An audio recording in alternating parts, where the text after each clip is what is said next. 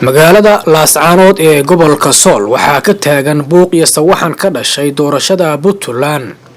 xilli uu garaad jaamac garaad cali oo ku sugan magaalada Garowe uu madaxweynaha Puntland Saciid Cabdullaahi Dani u sheegay inaysan khaatumo dhinacna uga socon Puntland oo uu og yahay inaysan khaatumo noqon karin maamul gooniya waxaana uu garaad jaamac garaad cali doonayaa inuu Dani dhiso isagoo markan soo xulaya 17 xildhibaan ee ka soo jeeda gobolka Sool waxaana maanta madaxtooyada Puntland ee Garowe ka dhacay heshiis ay wada galeen Saciid Cabdullaahi Dani iyo garaad jaamac garaad cali iyadoo ay ku heshiiyeen in soo xulista xildhibaanada ka imaanaya gobolka Sool liiskooda uu soo gudbiyo garaad jaamac garaad cali waxaana jira warar sheegaya inuu madaxweynaha Puntland Dani uu halkaas ka dhex arkay fursad uu ku wada heli karo dhammaan codadka ka imaanaya dhinaca beesha dhulbahante mar haddii uu soo xulo garaad jaamac garaad cali waana midda keentay inuu garaad jaamac garaad cali uu si degdeg ah ugu laabto magaalada Garowe isagoo muddo isaga maqnaa Laascaanood iyo Garowe banaan joogna ka ahaa dhammaan damicii uu maamulka khaatumo ku doonayay inuu ku noqdo maamul gooniya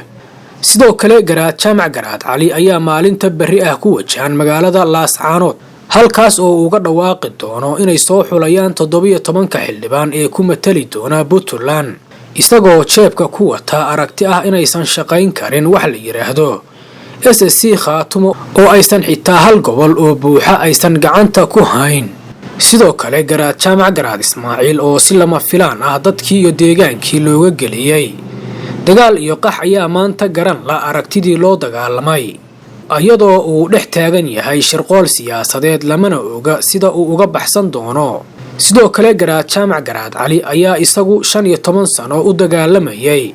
inuu mar un gaaro hadafkiisa oo ahaa inuu Laascaanood hoos geeyo magaalada Garowe ee caasimadda maamulka Puntland waxaana uu maanta u muuqdaa inuu hayo hadafkii uu dagaalamay isagoo maanta madaxweynaha Puntland Saciid Cabdullaahi Dani kula gorgortamaya 17 xildhibaan ee ka imaanaya dhinaca gobolka Sool waxaana iska cad inaysan reer Laascaanood maanta ahayn wax aragti siyaasadeed ah oo ay maanta isweydiinayaan waxay u dagaalameen iyo natiijada ay raadinayeen waxay ahayd waana midda keentay in maanta magaalada Laascaanood uu ka jiro buuq iyo sawaxan la xiriira jihada ay aadayaan reer Laascaanood dhinaca kalena maalmo kooban ayaa ka haray doorashada Puntland waxaana isha lagu hayn doonaa jihada ay isku raacaan isimada Laascaanood iyo waxa ay ka yeeli doonaan doorashada maalmaha kooban ka hareen ee Puntland walow aysan odayaasha dhaqanka reer Laascaanood hayn waqti ay talo midaysan uga qaataan doorashada Puntland waxaana ay ku baraarugeen doorashadii Puntland oo ay ka hartay wax ka yar 30 cisho iyo ayagoo aan hayn wax hal ah oo ay isku raacsan yihiin maalmaha soo socda ayaan qayb idinla wadaagi doonaa sida ay reer Laascaanood ugu jabeen dagaalkii ay galeen ayagoo maanta garan la aragtidii ay u dagaalameen waxay ahayd